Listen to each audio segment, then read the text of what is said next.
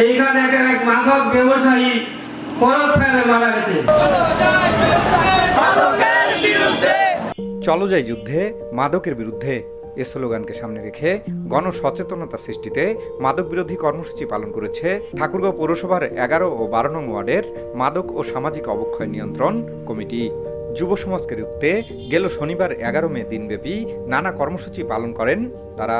এমন উদ্যোগের শুরুতে ঠাকুরগাঁও রোড রেল স্টেশন এলাকা থেকে একটি র্যালি বের হয়ে বিভিন্ন সড়ক প্রদক্ষিণ করে। র্যালিতে সচেতন সব বয়সীরা অংশ নিয়ে মাদকের বিরুদ্ধে স্লোগান তুলেন।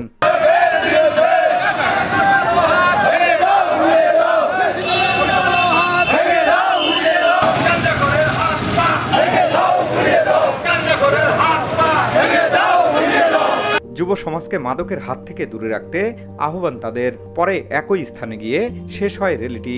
শুধু তাই নয়, সেখানে আয়োজন করা হয় আলোচনা সভার। সভায় জেলা পরিষদ chairman Abdul Majid apple, Shibganj degree কলেজের সহকারী অধ্যাপক আহমদ মানিকুল্লবী, মাদক ও সামাজিক অবক্ষয় নিয়ন্ত্রণ কমিটির সভাপতি গোলাম মোস্তফা, 11 নং ওয়ার্ডের কাউন্সিলর নূর ইসলাম, মাদক ও সামাজিক অবক্ষয় নিয়ন্ত্রণ কমিটির অন্যতম সদস্য আব্দুল মতিন বাহার এবং সমাজের গণ্যমান্য ব্যক্তিরা সহ এলাকার শত শত নারী পুরুষ উপস্থিত ছিলেন।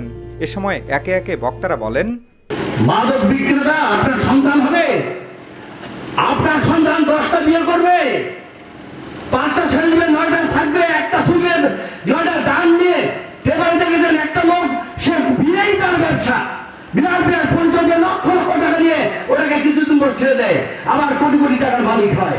প্রতিটা পিতা মাতা ভাই বোন সবাই সচেতন হবেন। আমার ছোট ভাই, আমার ছোট বোন, আমার ছেলেমেয়েরা, আমার প্রতিবেশী বাচ্চারা কোথায় যাচ্ছে, কি করছে, সবাইকে সবার জায়গা থেকে খেয়াল করতে হবে। এইখানে এক মাদক ব্যবসায়ী পরশ ফেলে মারা গেছে। তারপরও এখানে মাদকের থাবা থেকে আমরা বাঁচতে পারি না। আপনারা অবগত আছেন যে এই রাস্তাকে সাধারণ মানুষ হেঁটে গেলে মানুষকে বলে কয়টা লাগবে, এখানে গাঁজাপট্টি নামে নামিত হয়েছে। আপনারা সকলে অবগত আছেন। এই গাঁজাপট্টির আমরা এমন অবস্থা দেখেছি যে এখানে প্রতিযোগিতা করে মাদক বিক্রি হয়। এই প্রভাবটি এমন অবস্থায় পড়ে যে আমাদের স্কুলগামী ছেলেগুলি নেশায় আসক্ত হয়ে, আপনারা জানেন যে আমাদের সুগার মিডল স্কুলের একটি ক্লাস 8-এর ছেলের কাছে 28 পুড়িয়া গাঁজা পেয়ে তাকে সেখান থেকে স্কুল থেকে টিসি দিয়ে বের করে দেয়। তার কারণেই আমরা এই মাদকের বিরুদ্ধে প্রতিরোধ করে তুলতেছি। আমরা ইতিমধ্যে এখানে অনেক মাদক ব্যবসায়ীকে পুলিশে সোপর্দ করেছি, অনেক মাদক সেবককারীকে নিয়ে আসে আমরা এলাকার তাদের বাপ মাকে ডাকে নিয়ে এসে, তাদেরকে গার্জিয়ানকে ডাকে নিয়ে এসে মুচলেখা নিয়ে ছেড়ে দিয়েছি। আমরা অনেকটাই কার্যকরী ছিলাম। অত্যন্ত দুঃখের বিষয়, আমাদের গত সংসদ নির্বাচনে তফসিল ঘোষণা হয়, আমরা একটু কার্যক্রম থেমে দিই। এর মাধ্যমে আমাদের মরহুম জেলা পরিষদ চেয়ারম্যান জনাব সাদিক কুরাইশি ইন্তেকালের পর আমরা আরো থেমে যাই। তার ধারাবাহিকতা আজকে 6 মাস আমরা থেমেছিলাম, কিন্তু এই 6 মাস পরে দেখতেছি এই মাদকের থাবা এমন একটা অবস্থায় আবার পৌঁছে গেছে, যার কারণে আমরা আবার আজকে এরকম সভা করে রেডি করে আমরা কার্যক্রম শুরু করতে চাই।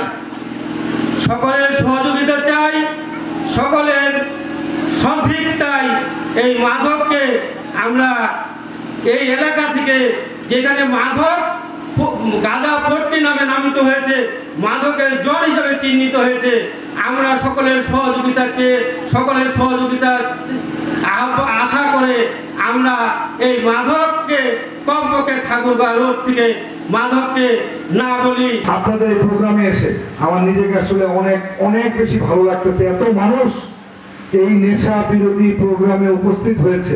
এখানে 300 জন ভলেন্টিয়ার আছে, মহিলা ভলেন্টিয়ার আছে প্রায় 60 জনের মতো। এটা তো অবাক একটা কাণ্ড।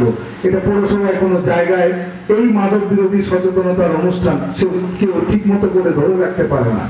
এখানে আমাদের যিনি পীর সাহেব আছেন, উনি সর্বোপরি প্রতিটি এলাকার মানুষের সব সময় ভালো এবং ভালোবাসা কামনা করেন। তারই অনুসারী হয়ে আজকে যারা এই প্রোগ্রামটিতে আপনারা এসেছেন, এখানে যারা উপস্থিত হয়েছেন, আমি মনে করি আপনারা সবাই ভাগ্যবান। কেন? একটি সন্তান যখন নেশার মধ্যে জড়িত হয়ে যায়, ওনার আর বাহিরের কোনো শত্রুর প্রয়োজন হয় না। ওই একটি সন্তানই যথেষ্ট ওই ফ্যামিলিটাকে মানে বিভিন্ন ভাবে টর্চার করার জন্য। তার নেশার টাকা না পেলে বাপ মার সাথে খারাপ ব্যবহার, তার নেশার টাকা না পেলে ভাই বোনের সাথে খারাপ ব্যবহার, সে যদি বিবাহিত হয় স্ত্রীর সাথে খারাপ ব্যবহার, আর কোনো বাইরের শত্রুর দরকার আছে কি? এরকম একটা ভালো কাজের সচেতনমূলক জায়গায় আপনারা এখানে আমাকে ডেকেছেন। আমি আপনাদের সাথে একতাবদ্ধ। আমি অফিসার ইনচার্জ, আমি ফিরোজ সাহেবের সাথে কথা বললাম। উনি বলল যে জনাব আপনি বলে দেন যে আমি শতভাগ তাদের সহযোগিতা করব। স্থানীয়রা বলছেন, মাদকের বিরুদ্ধে সচেতনমূলক অনুষ্ঠানের পাশাপাশি পারিবারিকভাবে সকলকে সচেতন হতে হবে, তবেই মাদকের হাত থেকে রক্ষা পাওয়া যাবে।